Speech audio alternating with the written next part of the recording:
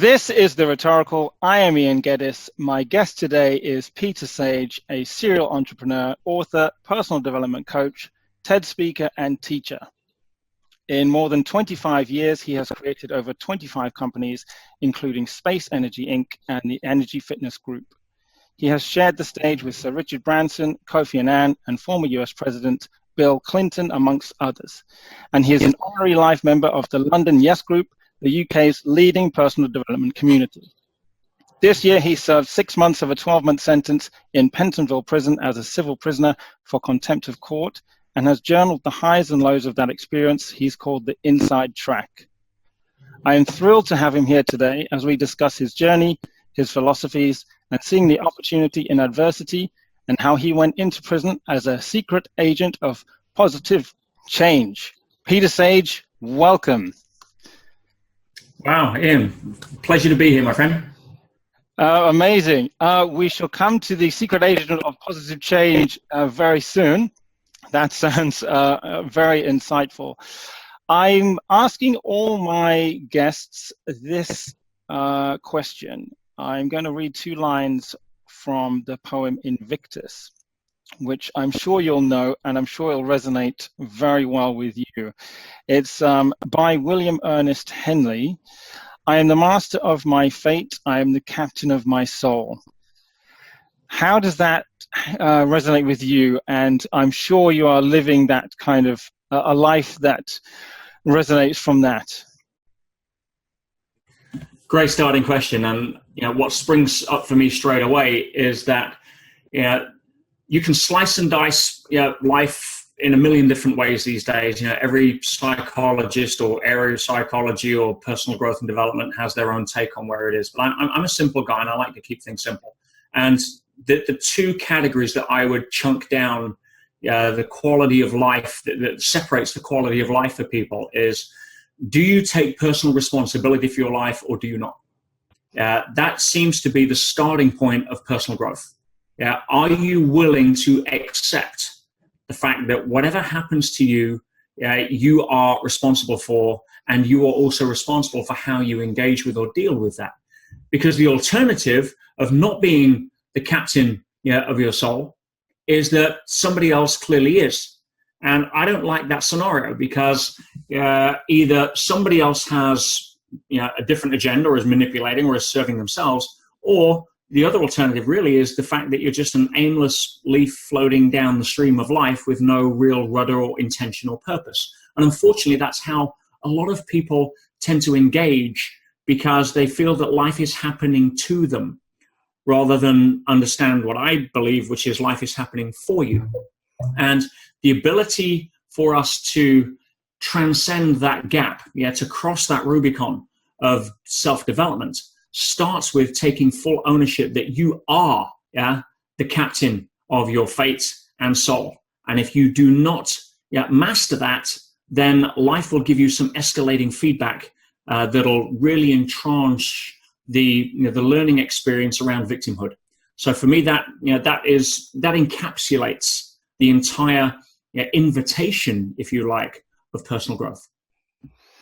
Absolutely, I couldn't agree more. I've been in that victim mode and letting life happen to me, and it's only been in the last couple of years that I've kind of really woken up to taking charge and realizing that it's all down to me, and that's taken me a long time to kind of realize that and live that life. So I'm trying to get people to wake up sooner and earlier and reflect on this and really take the reins. So that's my mission.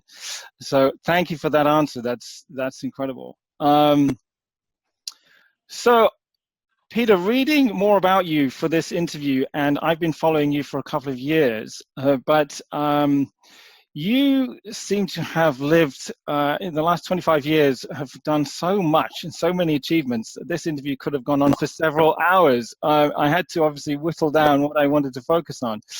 But you seem to do more in a year than many others do in a lifetime. So what I would like to initially start with is, even from a prison cell, you are doing more than others are doing, and I'll come to that very shortly. But Where did that energy, that drive, that passion to grow and change yourself and others come from? I think, Ian, to start with, it was part of the journey I think we all take, which is really about trying to cover up my own insecurities. I certainly got into personal development. I certainly discovered personal development at a time where, I was disillusioned with the traditional educational paradigm, as I think many people are. And as a result of that, I think that we were looking for areas of opportunity and growth outside of the traditional makeup. And if I could get that done, if I could find something that allowed me an edge, somewhere where I didn't need a certificate that was given to me by somebody signed by someone I've never met to validate my memory on how to pass tests and work for somebody else. That wasn't really the path I ever wanted to go down. I wasn't good at school. I wasn't good at academic memorizing in the traditional sense. I certainly wasn't a conformist to rules. And institutional authority has always been a bit of an issue, as demonstrated this year. But for me, personal growth really unleashed something which I felt was cut off at school, and that was hope, potential, and possibility. It's almost like having somebody that's been starved for most of their life and think that that's normal suddenly be given access to the all-you-can-eat buffet. And it's like, OMG, it's like, wow, let me in. What do I try next? And for me, that was it. Personal growth was, I wanted to be successful, as everybody does, whatever that means for other people. For many, initially, it's benchmarked through financial accomplishment because that's how society measures and rewards, as a general. Sure. And so for me, that's what I wanted. And I didn't see any classes at school that I could take on financial abundance, on creating value so that you can become wealthy, on how to be a millionaire and all of that stuff. No, what was I being taught? Algebra, the periodic table, where to place a comma on a sentence so that it makes more sense. I mean, none of that was teaching me how to pay my mortgage as and when I had one. So when I stumbled across personal growth and development, I was like, wow, you mean there's an industry that actually teaches what I wanted to learn? And the great quote from the great Jim Rohn, formal education may today, certainly not guaranteed, may help you make a living. But informal education can help you make a fortune. And so I took that to heart. I threw myself into personal growth and development. I was a voracious learner. My friends I was at school with were down the pub on a Friday night. Where was I? I was in my bedroom listening to cassette tapes, making notes, absorbing information like a sponge, because that was what I wanted. And so it became part of this, wow, I've been given the keys to enjoy life as a Pandora's box. And at that point, it was still being driven largely by trying to prove to the world I was good enough by making money. And that's an area of development, like, puberty and adolescence, that spiritual growth and maturity generally, hopefully reaches and transcends. And a lot of people, unfortunately, I see are emotional adolescents in their 50s, 60s, 70s and beyond. Because we're never taught this. It's not their fault. Where do you go to learn this? Absolutely, but yes. More so now, as I started to progress in my late 20s, I was very, very fortunate to come to the awareness. And that may have been because by then I'd pretty much done my 10,000 hours in personal growth. I'd come to the awareness that the biggest shift for me happened when I saw that the top driving needs of my life were significance. Look at me, which underneath is, so I can show you hopefully I'm good enough, so that hopefully you'll love me or approve of me or accept me or hear me. And really driving that significance was also variety. I love variety. Some people it's certainty. Certainty and significance. If those two needs are driving your life, you don't have a life. You have a reactive, insecure experience that you're trying to make the best of. And you may make money, which you can decorate your prison cell of life with, but it doesn't really solve the level of fulfillment, which is really the keys to opening that door. So when I realized that instead of having my life driven by trying to overcome insecurities of the need for significance, I switched it into being driven by growth and contribution, because I started to realize that the more I was helping people, the better I felt. The more I could learn something and it worked for me and I want to share it with somebody, if they happen to get some benefit from it, it made me smile even more. And so looking at nature, and I saw growth and contribution as the leading driving force that powers nature, and the membrane in between the two is essentially cooperation. Why wouldn't I? Why was I not mirroring that? And if I wasn't mirroring it, why was I surprised that life wasn't fulfilling? So when I started making the switch and started to understand some of the answers to what I feel humanity's biggest questions for the entire history of humanity have been: why am I here? What is my purpose? Who am I? The big ones that we want to ignore or hope someone's going to give us an answer in a pill. Yeah. And I really started to get a sense of what I believed those answers were.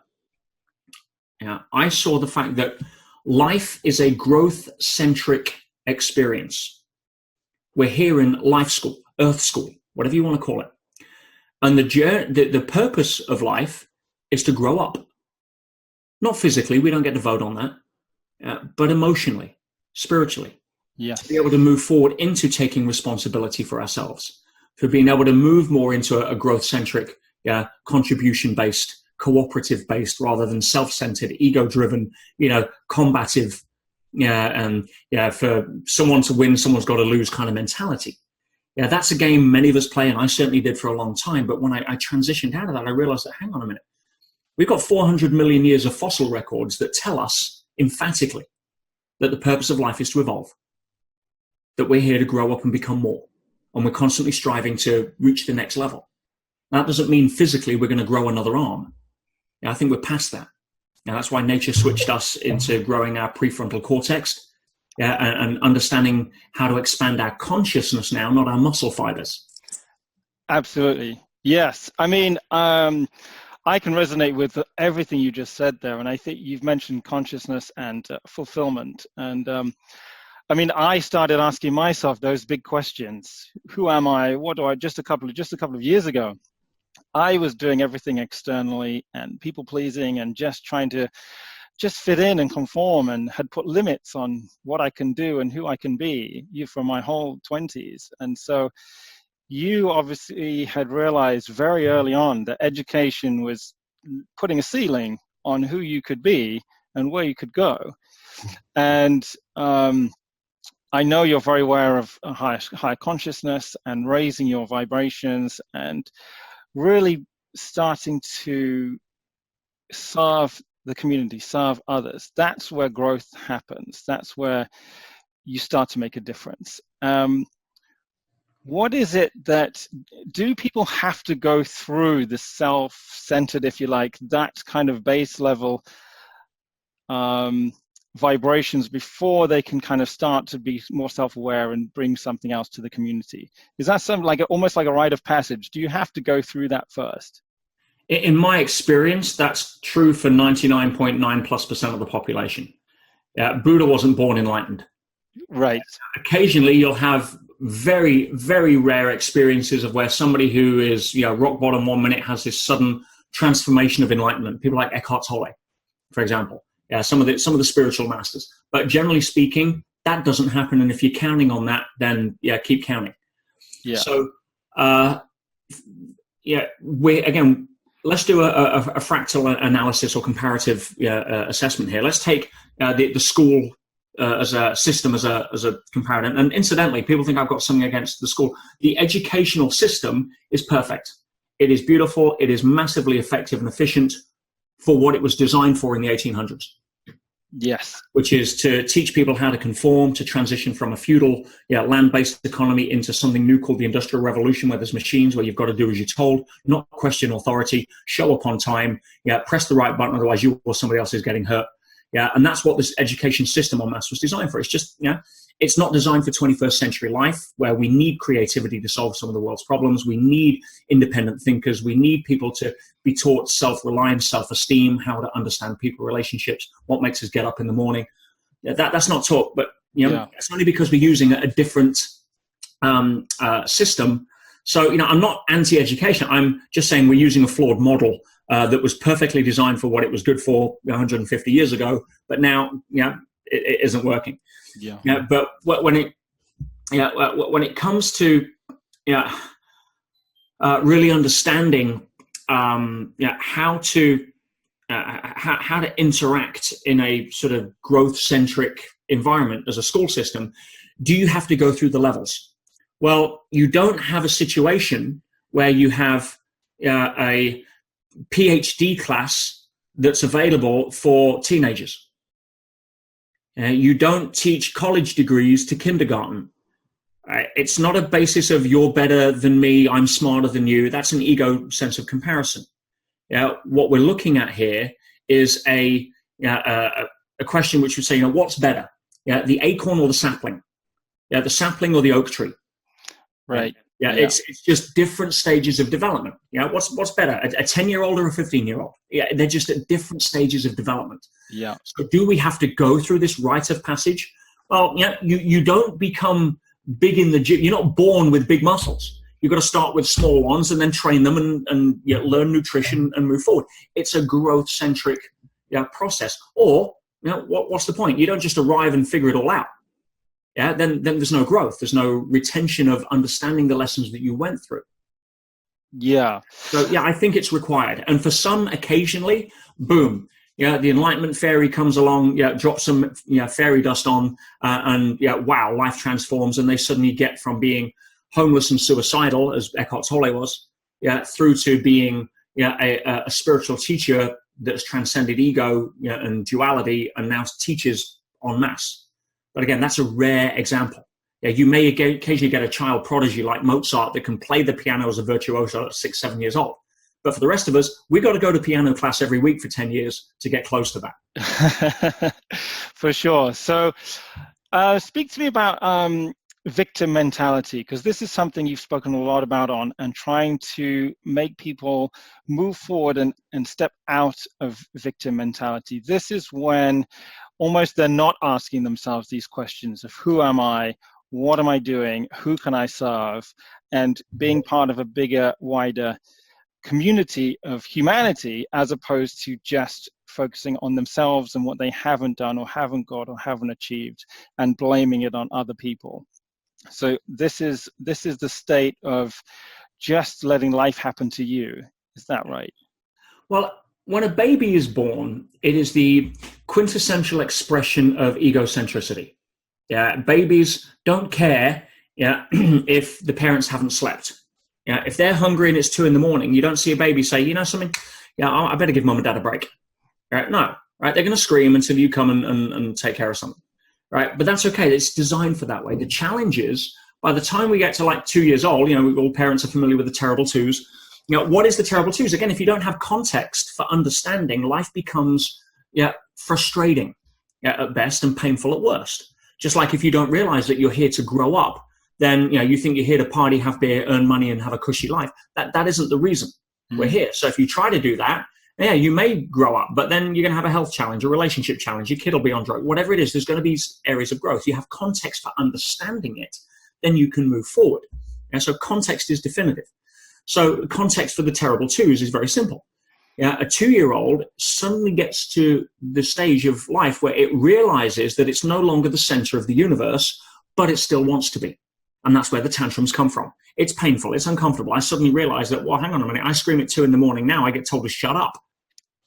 All right. It's, I want a toy. It doesn't happen. It's, there's a difference there. And, the unconditional love comes in. But a lot of people still grow up with the self-centered, egocentric, insecure level of please accept me, please love me, please approve of me. I want to be seen, felt, heard, and unshamed, and feel as if I'm accepted.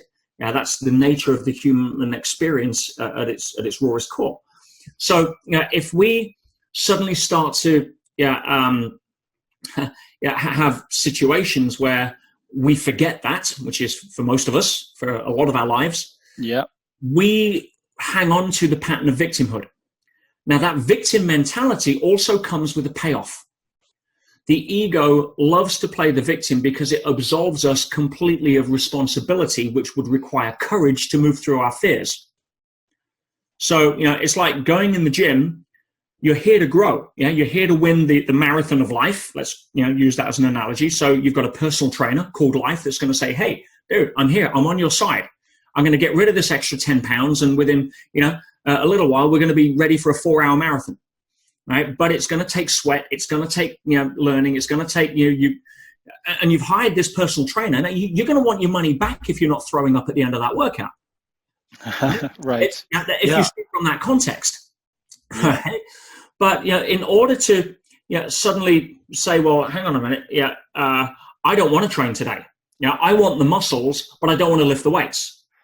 Oh, no, I can't go to the gym today. Oh, look, the treadmill's not working. Oh, I can feel good about the fact it's not my fault. And that is the essence of the victim mentality. There is a trade-off to saying it's not my fault. I don't have to take responsibility for stepping up and lifting the bar, which is what we're here to do in terms of emotional and spiritual growth. Yeah. So victim mentality has a nice, juicy, comfort zone, which unfortunately will usually, while it feels temporarily good in the moment, is killing you. And when I say that, I don't mean it metaphorically. Growth-centric environment. What is the biggest killer of elderly people? Right? Look at the statistics. Retirement. Right, absolutely, yeah. 2 years of people retiring, having worked 40 years in a job they don't like, so they can sit on the beach and do nothing, hopefully. Right? Within 2 years, they're either dead or have a terminal level of illness or a quality of life that takes them down. That's stats. Why is that? Because they're no longer on purpose with something. Even if they didn't like it, they're not contributing. It's like, okay, I've put my time in, now I'm going to sit back and it's all about me and enjoyment. Now, it doesn't say you can't do that, but there's ways of doing it where you're still contributing the best of yourself to the world. If you see the most vibrant elderly people, some are they're devoted to their grandkids. And they get so much juice, and they're always looking for something to do to be able to contribute, or take them on as a trip or do something. And they've got a purpose in life that serves beyond themselves. But for those that are coming back to stuff it, I've done my retirement bit. It's all about me now. 2 years, life checks you out statistically. So it's if you think that comfort zone is a place to stay, life is going to give you some feedback. It's like the rumble strip on the freeway. Yeah. You're meant to be driving this way, and life is going to help you out by having some rumble strips either side. So if you start veering off, you're going to get a wake-up call. Now, for a lot of people, it's a case of, I'm listening to my music, I'm partying along, and I'm not really bothered about this growth-centric stuff. I'm just trying to enjoy myself, and I'm not caring about other people. And all of a sudden, we hit the rumble strip. Mm-hmm. And that could be a broken relationship. It could be a mild heart attack, whatever it may be. It could be something just like you get fired from work, and we don't listen. It's a warning sign. They say, hey, dude, you're off track. And what do most people say? Hang on, I was enjoying my music, and now all this, they turn the music up. Right. Yeah. Avoidance. Yeah. It's like, or they fight back because I like my comfort zone, I like my life, and nobody told me I was here to grow. I mean, could you imagine for a second being in school, going back to that as an example?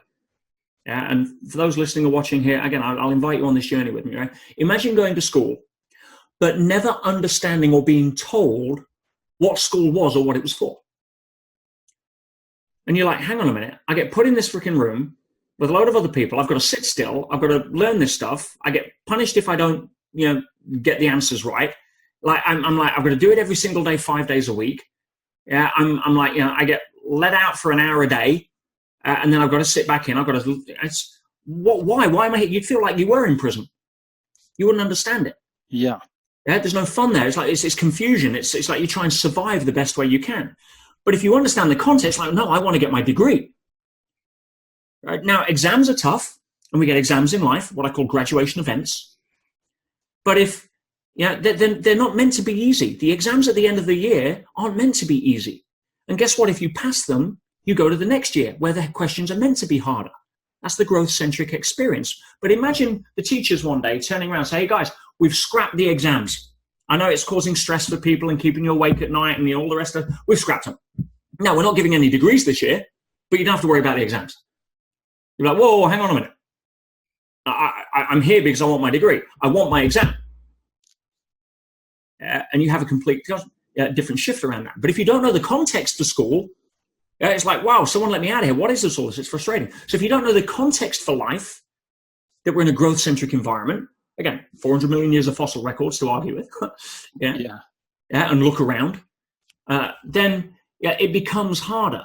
So the victim mentality will give you escalating feedback, and it may be a mild heart attack, it may be a fatal one.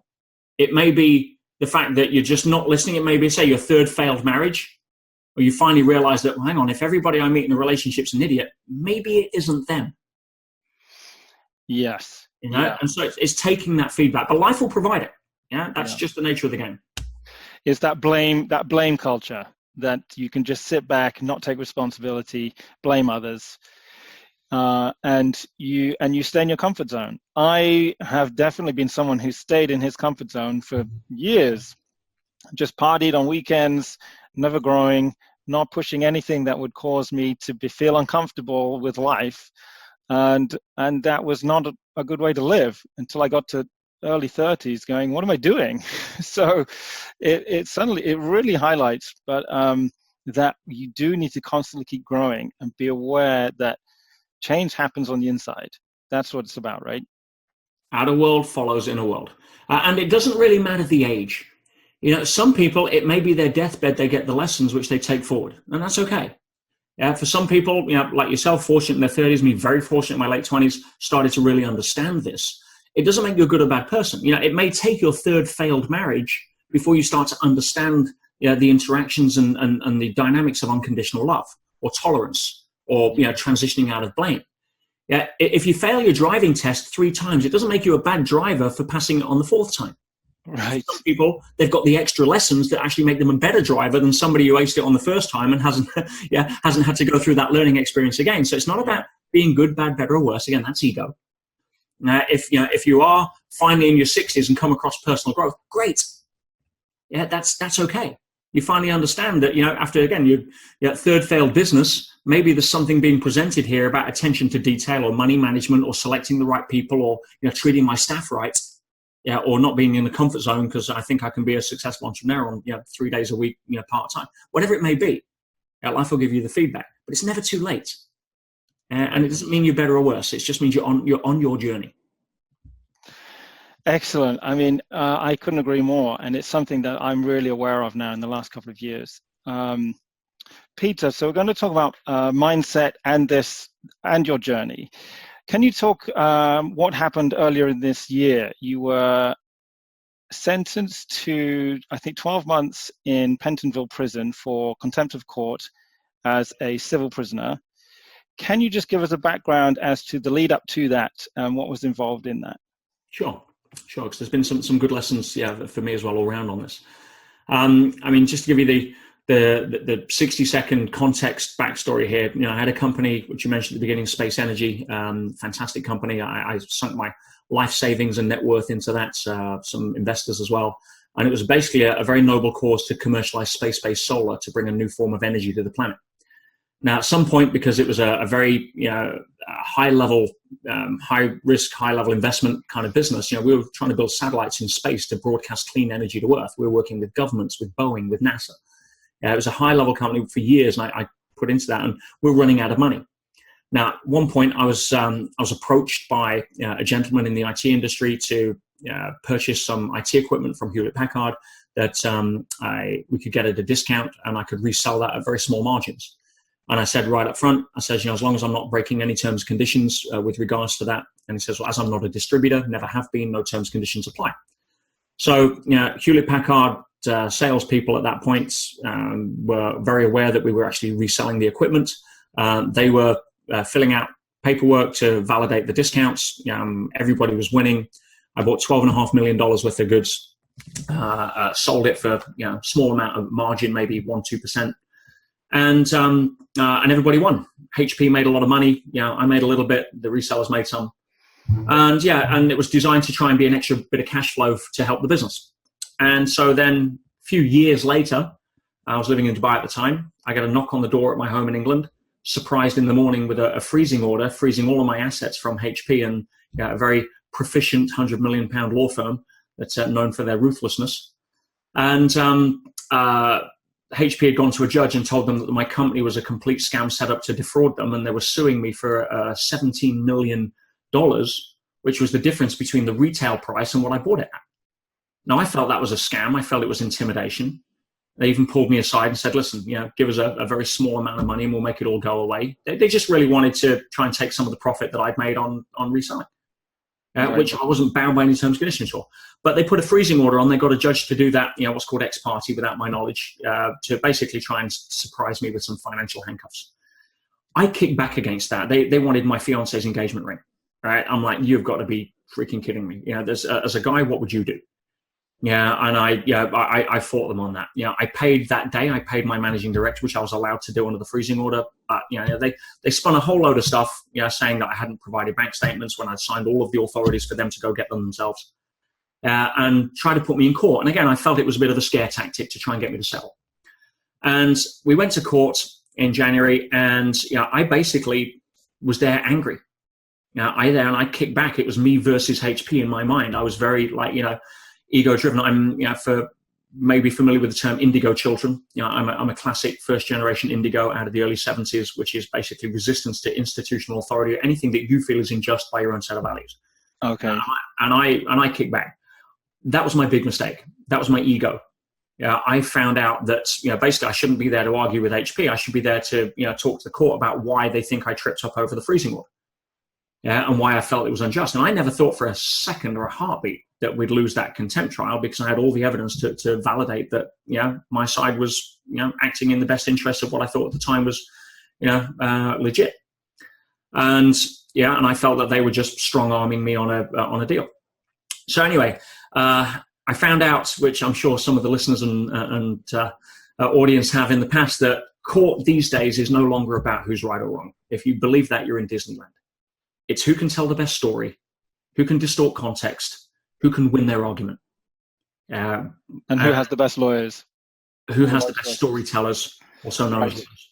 Right. They had a lot more money, a lot more resources, and a lot better storytellers. That's all there is to it. And as a result, the judge bought their story, slammed the book at me, and initially sentenced me for 18 months. And as a civil prisoner, again, there's no crime here. There's no accusations of anything that's criminal. I still don't have criminal record on coming out of jail. It's one of those quirky little things in English law. Yeah. But I was sent to I should have gone to a holding prison, which was Pentonville, and then sent to an open prison where a civil what's called a D category prisoner like me would essentially get a little more of a cushy status. But that didn't happen.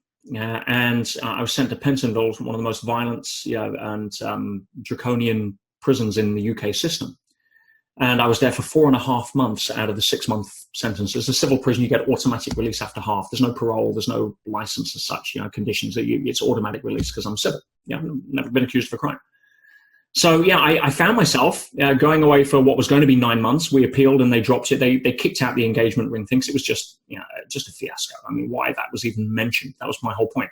Why are we even talking about this? Even if you took it, you'd have to give it back the next day because it doesn't belong to me and I can demonstrate it to my girl. They were just being bullyish. Intimidating. Yeah, and that's their job. Right. If you want intimidating lawyers, go hire them. They're pretty good at it. And it's again, who can, I have no malice against them. I have no judgment. I even went up after the trial and shook the hand of the prosecutor, or not prosecutor, but the lead barrister for HP, and congratulate on a job well done. He was masterful at what he did with the smoke and mirrors and storytelling as to how they engineer it, which is what courtroom theatre is pretty much all about. And there isn't a solicitor on this planet that wouldn't confirm that. You talk, is it about who's right or wrong and who tells the best story? They'll laugh at you if you think it's about truth and fairness. It's just how it's gone. So I found myself in Pentonville with what ended up being a 6-month sentence in what I can honestly say, lessons about my ego aside, which was obviously reflective and very useful, was probably one of the most incredible adventures I've ever had. That's not something that someone who's just been sent to prison would usually say as the greatest experience they've ever had. I wouldn't say greatest experience, but certainly one of the best adventures. Adventures, right. Okay, that's good. Tell me about that then. What was the mindset? And you said you went in as a secret agent of change. I mean, this could have been part of your, I guess, journey to have from a higher consciousness. I think you believe that you were almost sent to go this path, because I had to look up a civil prisoner. I didn't even know that existed. And you've gone through the whole prison system with no record and come out the other side. So tell me what your mindset was and what it was to be a secret agent of change. Well, when it started looking like that, their storytellers were better than mine, and yeah, all fairness, they'd frozen my assets, so I couldn't afford any. I was on state help. I got what I was given, and in all fairness, it was just not of the representative standard that would be required to go against a silk QC junior barrister, 3 solicitors, and their own transcriber. That the $100 billion company like HP is able to quite easily step up with, and that's okay. It's part of the game. But at one point, I looked at there in court. I'm like, I think I can actually be going away here. I mean, it was literally like, never saw it coming, never even expected it for a heartbeat. But all of the arguments that I prepared to get this thrown out, none of them were voiced. None of them were put forward. So it actually looks, my barrister just didn't sum up, didn't question, didn't for 3 days, was like virtually silent. I'm like, wow, it was almost as if it was engineered. Right. And so when I started seeing that, hang on, there seems to be a bigger game at work here. Why would life want to send me away for 6 months? Right, into a place like Pentonville, where you've got some of the worst murderers, serial killers, rapists, armed gang leaders, bank robbers, drug addicts, dealers. It's you can think of the highest category of people you don't want to have dinner with. Then they're in there. Hi, go and tempt to meet your parents. No, and so I'm like, there's got to be a bigger reason. I know the river of life is non-linear. The metaphysical world gives birth to the physical world. We know that. There is a metaphysical and a physical world. Where does the particle come from? It comes from the wave. It's not the other way around. The physical world, at almost every high level of science now, is understood to be virtual. It's a virtual reality created through the projection of our consciousness. I haven't got time to get into the physics on here. If you want to go research it, look at people like Tom Campbell, ex-NASA nuclear scientist, that's written an incredible book called My Big Toe, Theory of Everything. There's enough science labs now and validation that this model works, from Elon Musk to, most of Silicon Valley is pretty much behind this now because they understand it's real. So if the outer world is rearranging itself in connection with my own journey, and easiest way to describe that as a metaphor again, if you're the star of your own movie called Your Life, then the set of your movie is dynamically rearranging itself into different scenes that support your growth journey through Earth School. Let's call it that as a metaphor. So if this was a shift in the scene, it's always non-linear. What's the primary pattern of life? It's the wave. Sound wave, light wave, microwave, radio wave. It's the wave. There's no straight lines in nature. You see a straight line, it's man-made. Every river winds regardless of topography. Every canal that is man-made has virtually no life in it compared to a river. It's like what I call out of left field. It's non-linear. It's like, wow, I'm being sent to a place here in jail where obviously it's been engineered at a higher level because I didn't see it coming, which is your first clue. Right. If I'm going in for a reason. Now, there's the fairy tale of life is thinking that you can undo anything that's already happened. That's a waste of oxygen. That's a waste of brain power. No, you can only ever deal with what has happened in a more resourceful way. So, if the milk is spilt, crying about the fact the milk is spilt is a waste of breath. Right? Sorry, the milk was spilt. You cannot go back in time. There's no magic button to press that will put the milk back in the bottle and pretend it never happened. What you can do is give up that game, which is victim-based, and concentrate on what's the best way to deal with the fact the milk has been spilled. So I was found guilty. I'm going to prison. There's no way that I can undo that decision. That has happened. I can go and appeal, which we did, and we got third of the sentence reduced because the engagement ring was a farce. But I can't undo what's been happened. So if this is the path I'm going, if I'm in the roller coaster and it's gone over the top, it's too late. I'm not going back. Right. I can't say stop. Right. I want to go back up. No, it's not happening. So if I'm on this ride, what's the best way that I can deal with this ride? And knowing me and my background and how I've spent 30 years helping people and working in and hopefully inspiring some people in becoming better versions of themselves. Where's the one environment that A, I would be most tested in to see if, I could make a difference, if I could walk my talk, or reach people that would never have the benefit of, having access to my work. I mean, for me, it was almost like beautiful. You couldn't have created a better, what I would call graduation event, a better college exam for the end of the year in life school for me to be able to go and take a test with. And I saw it immediately. And I remember Thea was obviously, my fiance was crying in court because I was about to be taken away. And I understand that's the hardest part of the game. Yeah. Missing her, missing my dogs, being faced with losing everything. My business, evaporated. I went from 50 staff to like 3 in like days. Yeah. Wow. Okay. Ridicule in the press. Miss my wedding. Everything that you could stack on the bar that the personal trainer saying, "Come on, one more rep." Yeah. Was kind of there. But I couldn't change that. It's already happened. It was happening. So what I could do is make sure that why am I here? I'm here to help people. That's what I do. That's who I am. And this, sorry, just this is from like minute one. Was this immediately? Obviously, I know you've mentioned your fiance and losing things like this, which is obviously going to have an immediate impact. But you have been doing this for 25, 30 years, this personal development. Anyone could have been tested so much that their actual philosophy could have just broken down.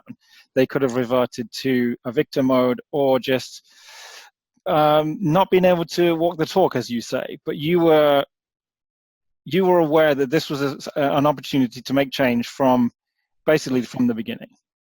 100%. Even before I was sentenced. Right. I knew that. When it looked like it was going the wrong way, I started asking questions. Why is this so one-sided? Why has this been, why has none of my side really been heard? Why is it's almost like, hang on a minute, something's going on. Well, I said to Thea, I if I am due to go away, honey, then there's a reason for it. Then let me go do what I do in a different place. And there's obviously other lessons I need to learn, again, about anger in court and ego and all of that stuff, versus tolerance and what have you. And if I'm going to go and hopefully inspire a lot more people through this, then I need to go through my next level of growth. I need to get a little bit more humility in my life. I need to be able to have a bit more tolerance and understanding rather than kickback, which is, again, that indigo sort of fiery nature of like, screw you. And I could have handled the search and seize kind of deal a lot better, but I wasn't. I was offended. I felt I was being screwed over. And when they have a pop up the engagement ring, your fiance, and they've got no right to do it over a business deal. They made more money out than me.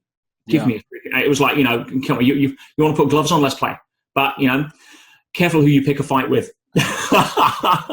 Absolutely. But I mean, well, you are human at the end of the day, despite having maybe, a slightly higher level of consciousness than other people. But also, I mean, reactive, any kind of challenge to loved ones and family and, emotions are going to come up. So, but I would like to get into the day-to-day events that did occur there, but it's also the mindset and reflections which we'll come to afterwards of the lessons you've learned from this experience.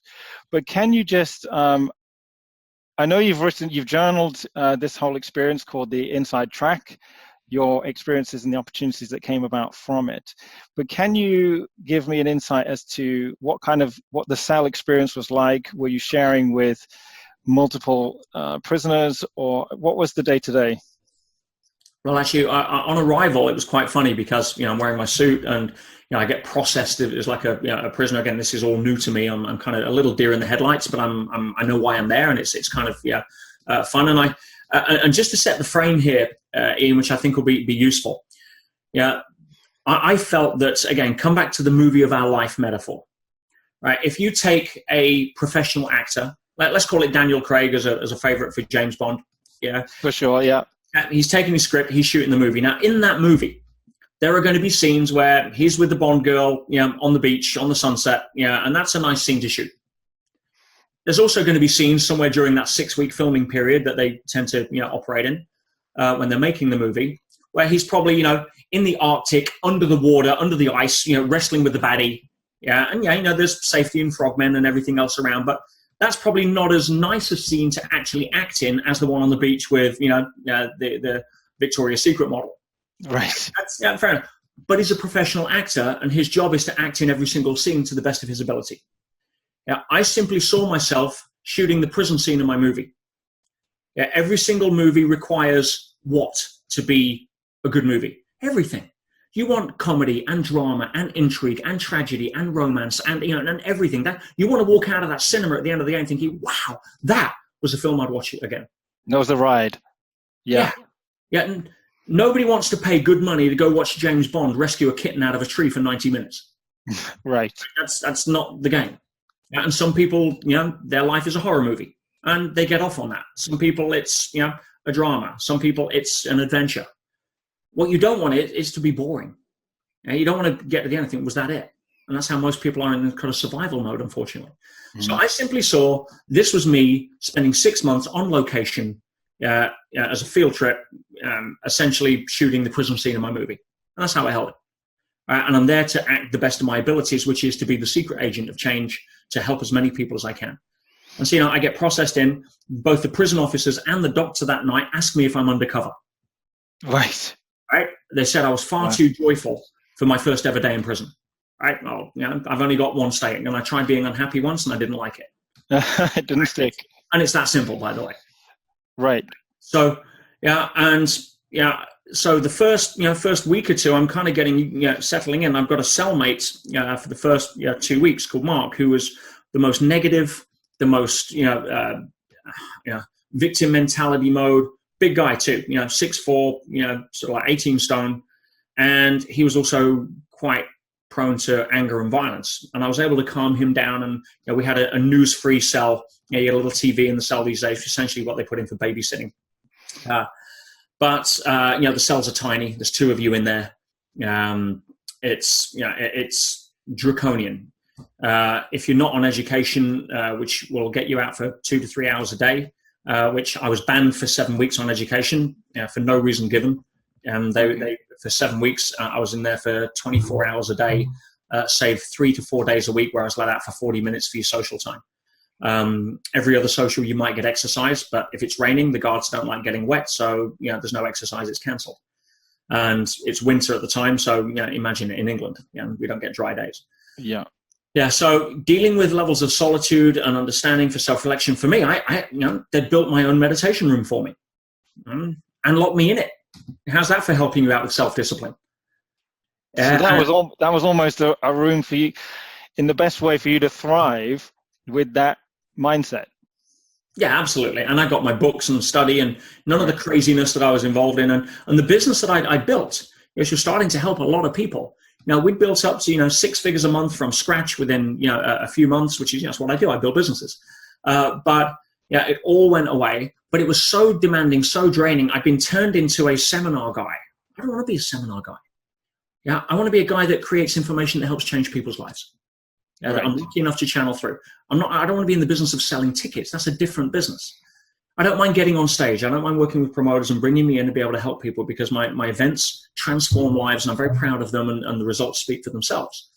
But it got to the point where I was almost being priced out of the market for people that I really wanted to help. It was all about, the team were trying to sell tickets rather than help people. And I needed to be taken off that path. And I'm a great believer in that every tree needs pruning before it gives better fruit. Right. Okay, for sure.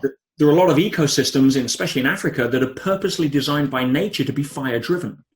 They're designed to be burnt to the ground every few years and start again. It's just part of the inherent way that the evolution works. Yeah. So I had no problem. I was facing losing everything from my home, my business, maybe my fiance, maybe everything that I held dear, which was one of the tenets that I used to meditate on a lot from one of my mentors. You've probably heard of him, called Yoda. Right, okay. One of my favorite lines out of Yoda: train yourself to let go of everything you fear to lose. Yeah. This philosophy of it's impermanence, isn't it? Is that the philosophy of impermanence? Yeah, it's and so again, the other aspect to remember here is that theory does not cover the price of admission. If you're in school, theory doesn't cover the price of admission. You've got to take an exam. Yeah. And this for me was a graduation event. So can I actually handle it? It's like personal trainers. Personal trainers that are overweight because they haven't trained for 5 years because they're too busy teaching need to remember what it's like to go run a marathon. Every so often you just got to go reprove it. And this is what I saw as my opportunity. Can I help people that are at the lowest levels of society? And I'll be honest, I have never been in an environment as negative, as dangerous, as so. I mean, the insidious, ubiquitous level of prevalent negativity that just is snapping at you like being like the cold in the Arctic, and you've got a thin layer of clothing.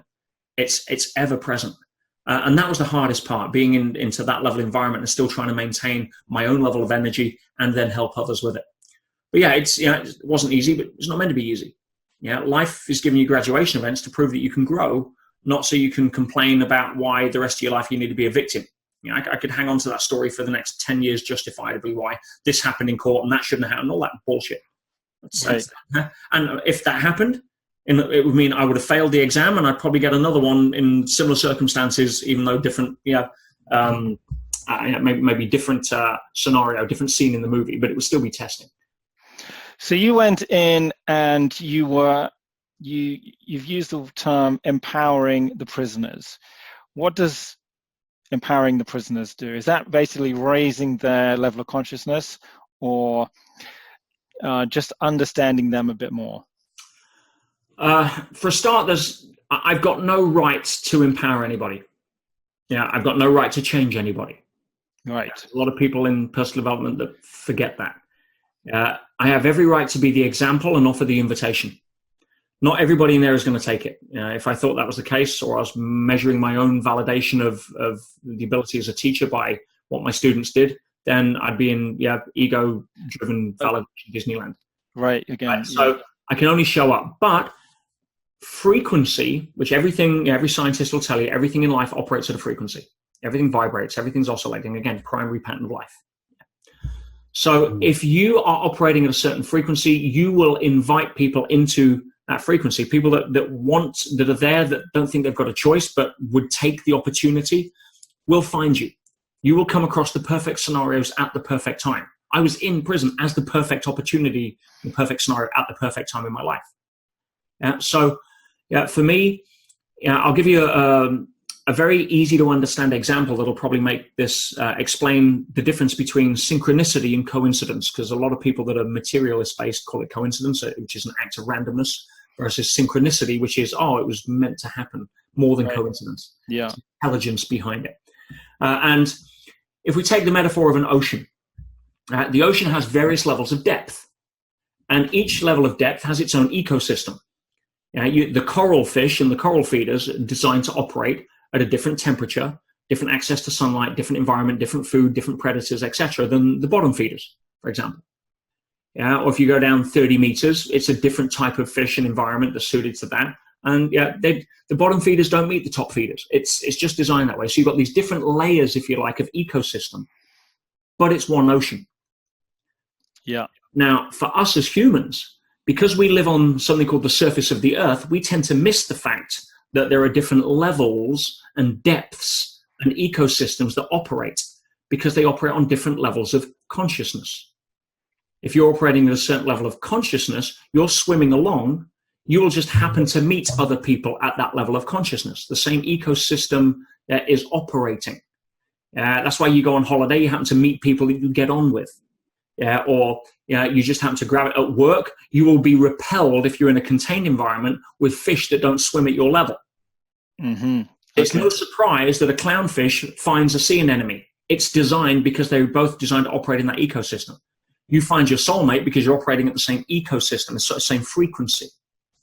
Right? So when I'm in jail, people that don't operate at the frequency of possibility or that want help are not going to be swimming around me. And as I'm swimming through the jail, I'm going to bump into naturally those people that are open to being helped or need it the most, or are there because, for the reason that I can help, hopefully make a difference in. And that's exactly what happened. And, again, you mentioned the Inside Track. It's a journal I kept, and I was writing every 2 weeks. So the experience was real time, and I was giving it to my coaching groups and my coaching clients, because what I was also doing was breaking down everything that I was doing in terms of the hows, the whys, the wherefores. Issue 7, there's 11 volumes in total, 11 letters that I wrote. Number 7, I talk about the suicide intervention that I did. I came across somebody in the medicine line He was serious about committing suicide. And, I had 10 minutes to turn this guy around permanently. Yeah, not a quick fist, cheer him up kind of deal. You've got to shift somebody's level of consciousness by contextually relinking what suicide means for them. And I was able to do that in under 10 minutes to have a permanent effect. Not because I'm clever.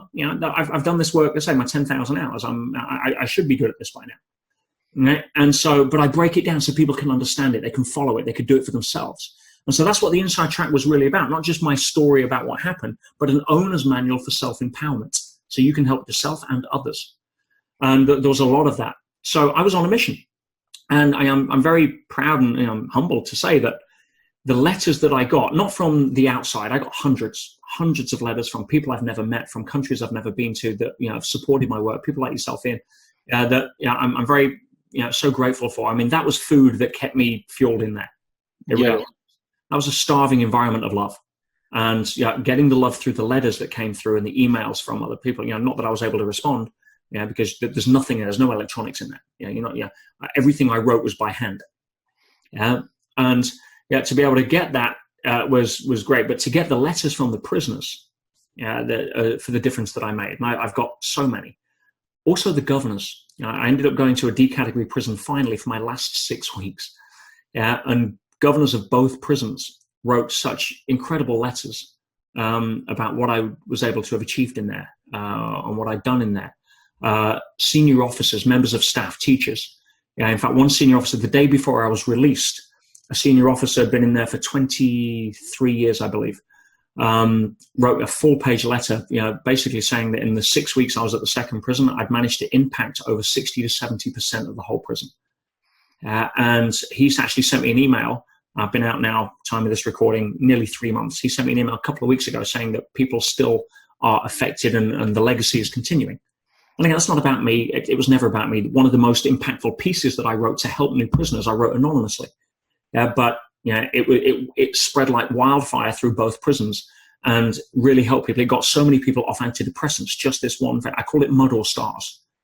Taken after the old adage, 2 men sat behind prison bars, one saw mud, the other saw stars. Yes, of course. Empowering people that, it's not about what happens to you that makes the difference. It's about what you do and how you see what happens to you. And it was only a 4-page short story, and I'm getting it put into an induction booklet so that all new prisoners coming into prison actually have that. And that happened at my second prison. If you go to the second prison at Sudbury, you get handed a copy of Mud or Stars on arrival. And excellent. It's just a great way to help leave a little lasting thumbprint in some small way to help people that probably haven't had the opportunity you and I have had of getting some of the lessons that we've had that usually keep us out of prison. Absolutely, and it really highlights that. You mentioned that you just bump into people who are resonating your level of consciousness, and I have no experience of people in prison, but you would assume that they're going to be at the lowest level of consciousness, and it just is going to be a self-perpetuating, environment of unhealthy mindsets and unhealthy vibrations. So the fact that you can come in and it's not about preaching to the masses.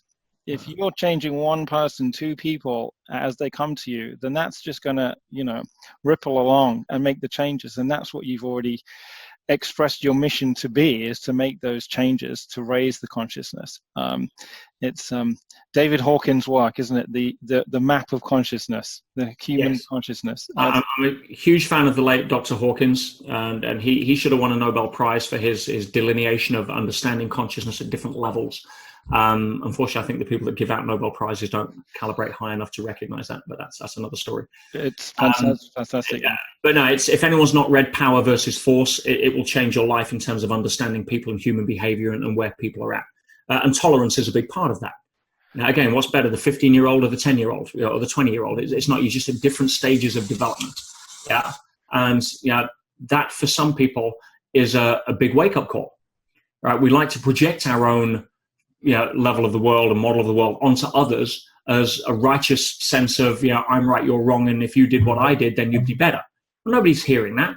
All they're hearing is, you're telling me I'm not good enough, and therefore I'm going to kick back by shutting down the awareness of that and blaming you for you picking on me, or some derivative of that. So, it's and part of the prison system as well. One had to understand the prison system did not want improving, did not want help. That's why I was banned from education. When they found out what I was doing, I put together something called Operation Chrysalis, which was my 4-step approach to really transform Britain's prison crisis, because I was gathering intel from the inside. And I got shut down on that. They wanted the status quo. They didn't want rehabilitation. It's a political buzzword, but the public have no clue what goes on in there. I mean, the violence, the 3 deaths was the worst week I was there, by the way. Oh, wow. Attempted murders, regular, blood on the floor daily. It's this wasn't a holiday camp. But at no point did I feel threatened, or and again, I journal this why and how in the inside track. It's quite a detailed.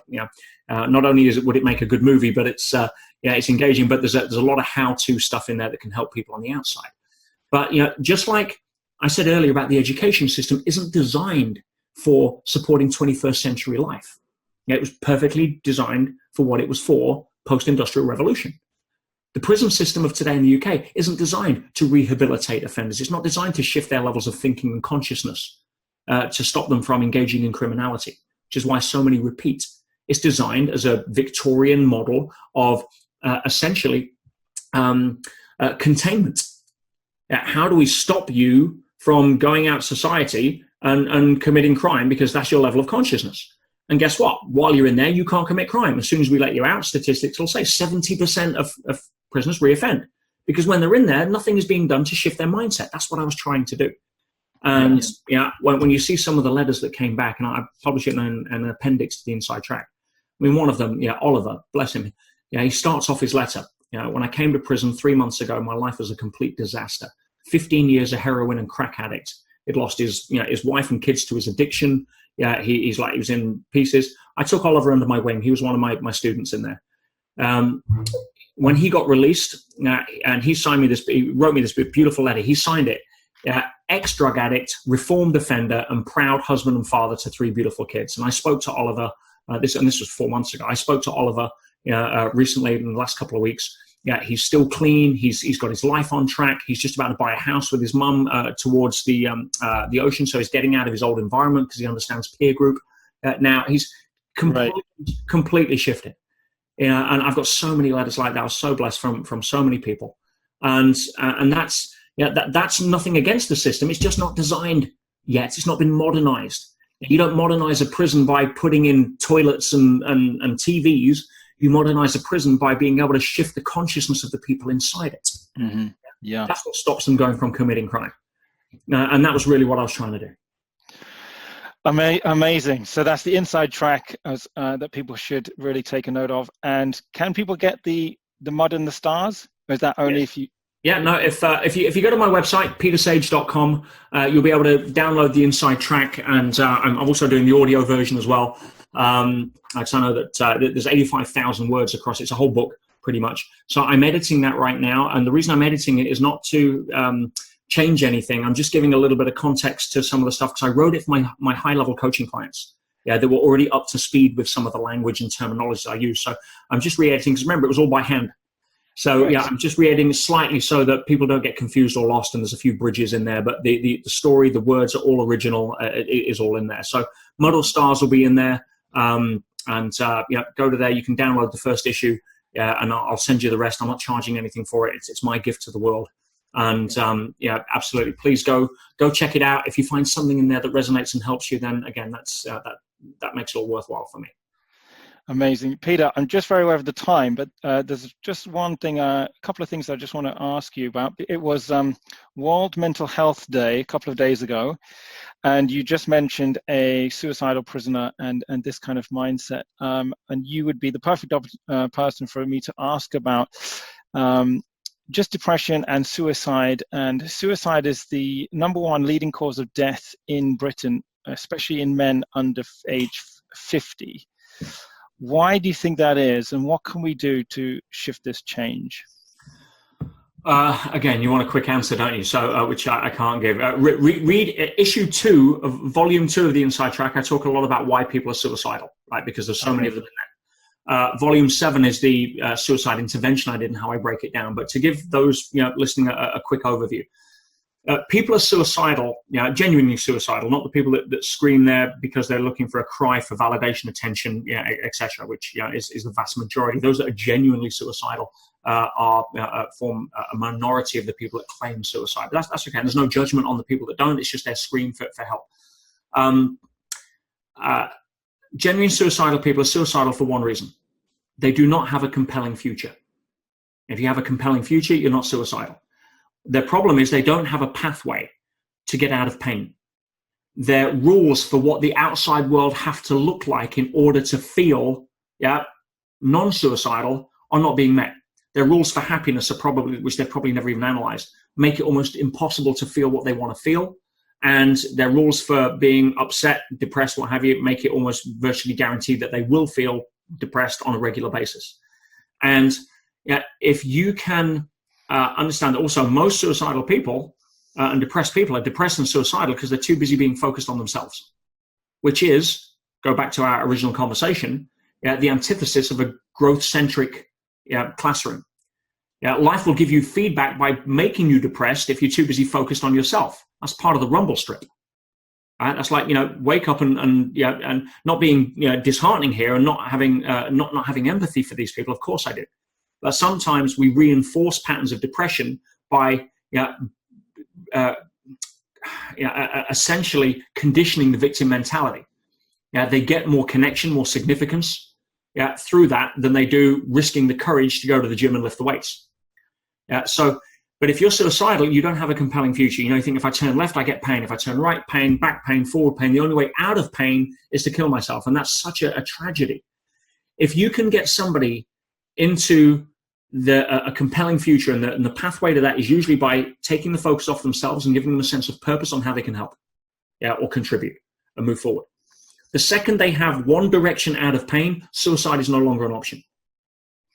And again, I don't want to make it sound too simple, but if I can turn somebody around in like 7 to 8 minutes permanently by recontextualizing the entire aspect of suicide, then and it's not because I'm special. I just knew what I was doing at that time. And again, this isn't classroom or theory. This is in the middle of Pentonville.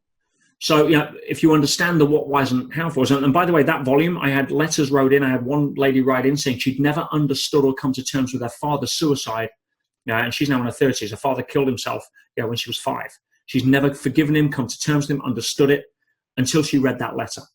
And I break it down as to what's actually going on in the mind of somebody who's suicidal. Again, I won't go into detail here based on timing, but it's all there for people that want to look at it. But if you've got somebody who's suicidal, the worst thing you can usually do is comfort them, right? Because now you're linking them getting what they want, which is connection, which is to being depressed. That's why when I'm working with drug addicts, one of the first questions I'll ask a drug addict is, who are you without your problem? Because most of them don't know. Most of their identity about who they are, how they get their significance, their connection. If they're no longer a drug addict, nobody cares about them. They haven't got nurses running around. They haven't got family and friends making excuses for them or trying to help them through. Now, no one's going to say they don't want help. Otherwise, everyone will say, well, screw you then, and walk away. So you have this rehab kind of figure of 8 yo-yo, whereby they say, I want to give up, and they go through rehab, right? Or they get they try to make clean because they've become so frustrated with the unsustainable way of meeting their needs. They're sick of waking up in their own vomit. They're sick of going to prison for stealing for drugs like Oliver. And they want to change. But what's happening is now all of a sudden you take away their identity, and so they come out, they come up, they've got a huge level of energy and impetus to change. They start moving away, and all of a sudden you haven't replaced the needs for connection, the need for significance. The only way they know how to validate their identity is through being a drug addict, so they go back. There's nothing there to try and move them forward. They get so much secondary gain from their affliction that no one's addressing. You're addressing the symptoms. You're addressing what you believe to be the issue, which is the drugs. Drugs is an issue. The drugs is a vehicle for them to be able to fulfill certain needs. So if you take away that vehicle and you don't find a vehicle to replace it with that's more sustainable and healthy, and they don't shift their identity into that new vehicle, they're going back. I don't care how many times you've been to the expensive clinics in Switzerland or London. It's just basic understanding of human psychology and behavior, which unfortunately, in my experience, most rehab clinics don't understand. Yeah, they're there for the cold turkey kind of, get you off methadone eventually, try and watch a video to rehabilitate you, stick to a psychologist that's using a 100-year-old outdated model of understanding human behavior. And, and we'll see you again in 6 months and thanks for the check. And again, I don't say that detrimentally. A lot of people that work in that environment genuinely care about the people. But you can care about your kid because you don't want to see them, upset, which is why you give them ice cream every day and not realize that they're going to be diabetic by the time they're 12.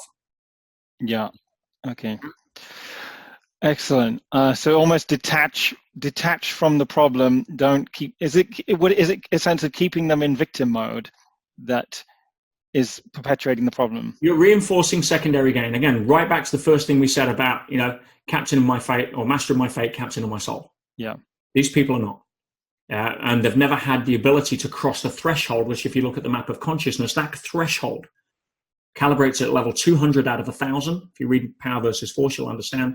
I put a map of consciousness in the first issue for people because I refer to it a lot in the Inside Track. And that dividing line, that Rubicon, is courage. It requires courage. And courage shouldn't be confused with bravado. So I've got courage because I walk, I walk through the valley of the shadow of death. No, sometimes courage is knowing when to say sorry. Yeah. Courage to address the issues in your relationship rather than fight over them or ignore them. Courage, sometimes is picking up the sword and walking into the dark cave. But, most people confuse courage with pride. And unfortunately, true courage has nothing to do with, tail feathers and puffing up the chest. That's pride. That's bravado. Unfortunately, and that calibrates below 200. It's got a lot of power. It's got a lot of energy, but it's very forceful. It's not powerful. Very insightful, amazing, Peter. Can you very quickly? I'm very aware of the time for you. Just reflect on the last year. What lessons have come up for you? How have you grown from it? You mentioned obviously ego at the beginning and going in, and that obviously a very human emotion. But I want to try and understand what was Peter Sage a year ago before this scenario? Where was he going? And how has the direction for you changed, if it has, in where you're going over the next couple of years? Thank you for the question. Yes, it's funny, the final volume 11, Inside Track, I go into this in quite a lot of detail. And it really encapsulates the fact that I came out a lot more grounded. And by the way, 6 months without electronics and unplugged will do that for you. We live in a world now where the average 5-year-old will never spend 6 months of their whole life, being outside of being plugged in. And when you understand what it's actually doing physiologically to the brain, let alone your attention span and ability to concentrate, you'd probably want to go to prison for 6 months. It allowed me to chat. After 3 months, my meditations were so profound. My journaling was so profound. It transforms a lot of the different angles of my teaching. Which I'm excited to share on stage next time. We've got the Sage Business School coming up in February, and I'm excited for that because it's going to be a very different energy to the last ones. The last ones was all about, it was massively transformational, but there's just a depth to this new level of teaching that I'm bringing now, which I'm very blessed and humble to have been guided to. I think more tolerance, a little bit more temperament to the sort of indigo, fiery, jump in with both feet, kickback energy. I think there's a little more maturity around that now, hopefully. Understanding that, if I can go through something like that, and I'm very grateful that my graduation event was 6 months in prison and not, stage 4 cancer. Right. Okay. Wow. Yeah. I mean, the previous toughest graduation event I ever had was losing both my parents. I'm an only child. I've got no grandparents. I've got no brothers or sisters, aunts, uncles, or cousins that I see on any kind of, close connection with. So, that was a kind of that was tough, but, you come through it. You understand it's every, parents wish their children outlive them. You just never get to choose when, and it's always too soon, but one has to grow through that. It's like the 2-year-old, realizing it's no longer the center of the universe. It hurts. It's frustrating, but it's part of the growth. Like the 11th rep in the gym when you think you can do 6. It's part of why we're here. So coming through that growth experience, I think there's a a lot more tolerance, I think, and understanding and empathy for a section of society that I may have been tempted to prejudge before. Certainly, I've been blessed to have the experience of being able to get a lot closer to. Compassion for understanding outdated systems and not blaming the system. It's just a reflection of the environment. It's like I got special mention from in one of the letters from the governors about being able to recontextualize the experience of prison for the most violent prisoners in a way that reduced enmity or malice and hate towards the guards. When I was able to show them that the guards are just a product of a bad system. They're not bad people, but because they're first line of defense, if your meal choice doesn't show, or you're not fed right, or something goes wrong, or you're not opened in your cell for exercise, the guards get it because they're the first in line. But it's like toothache.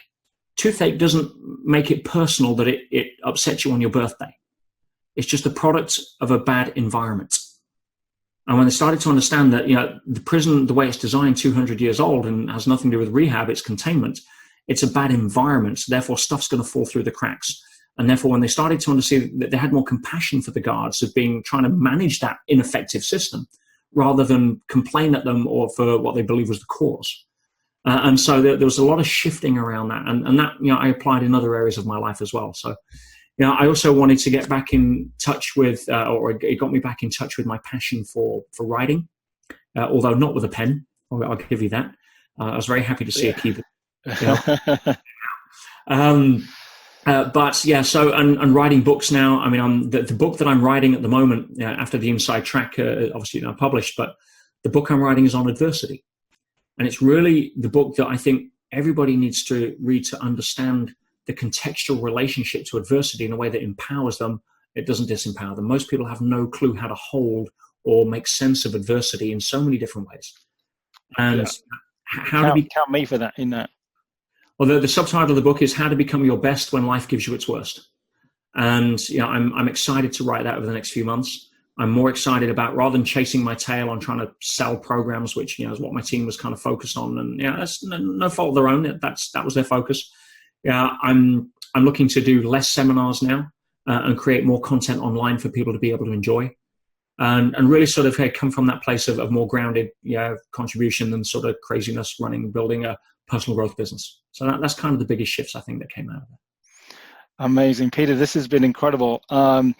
Just going to quickly end, you've mentioned journaling and writing. Is this part of your daily habits now? I just want to give some quick tips to the listeners on how to achieve that flourishing fulfillment and step into growing their consciousness, because you've mentioned, and I've fallen into the trap of, it's another self-help book, or it's another seminar, it's another workshop that's going to fix all my problems, and then I'm done. I've leveled up.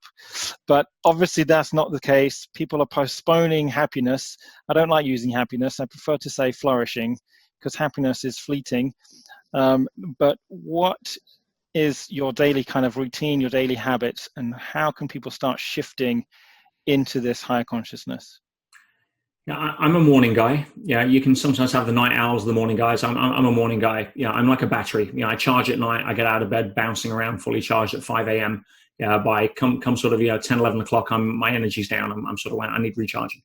I do polyphase sleeping, so I take a 30-minute nap in the middle of the day, which whether I'm tired or not, I go and do. I use an app called Pizziz, which I've used for years. I know the owner's very, very, very great app for best app for napping. I do a 30-minute Pizziz, and that 30-minute nap in the day will reduce a average sleep requirement from 8 hours to 6 hours. It's good. So I get up at 5 a.m. I have a meditation room at home. I'll come down. I'll do some breathing exercises to center myself. I'll do some energy-based exercises to raise my vibration and frequency. I'll probably study, read some of my books. Again, probably Hawkins' work or Tom Campbell I mentioned earlier. I'm a fan of Joe Dispenza's work. Some cutting-edge people right now that are really pushing the boundaries. So sort of more spiritual growth rather than goal setting, speed reading kind of technique stuff. That's all. Forget that. I'm on about raising my consciousness, reducing my ego kind of learning, not increasing my skill set. That's a rabbit you'll never catch. I'll meditate. and I'll usually train in the morning. I think physical health is a primary game that if you're not playing it, it's playing you. If you're not making time for health, you will have to make time for illness. Case closed. That's just one of the rumble strips on the freeway of life that you don't get to avoid. And then I'll go out with the dogs. Walk my 2 dogs. Probably see. Beautiful.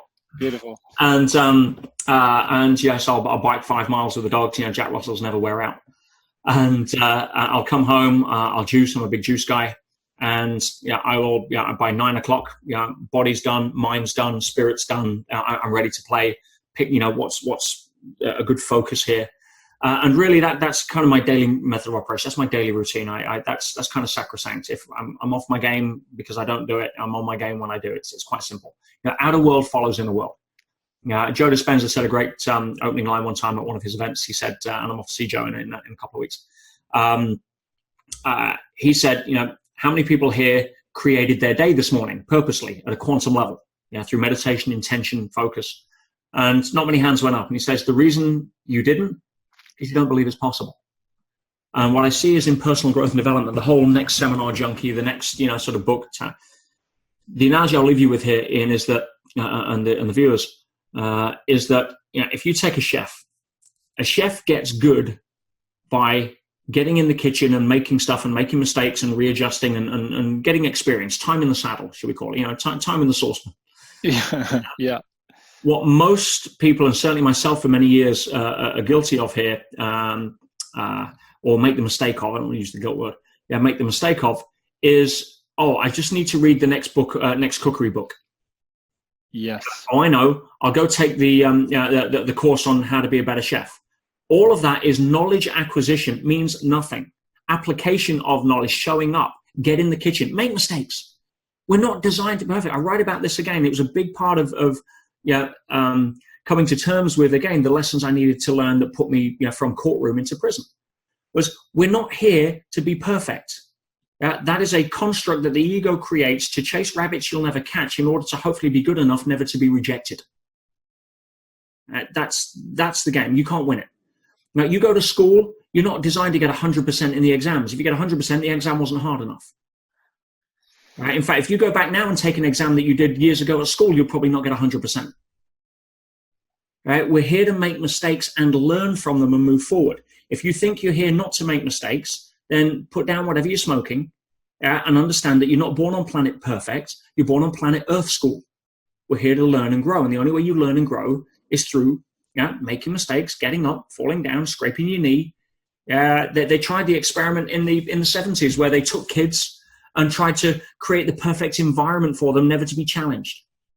What happened? Their lives turned out to be a train wreck. Right? It was a complete social experimental disaster. Right? These guys had never been tested.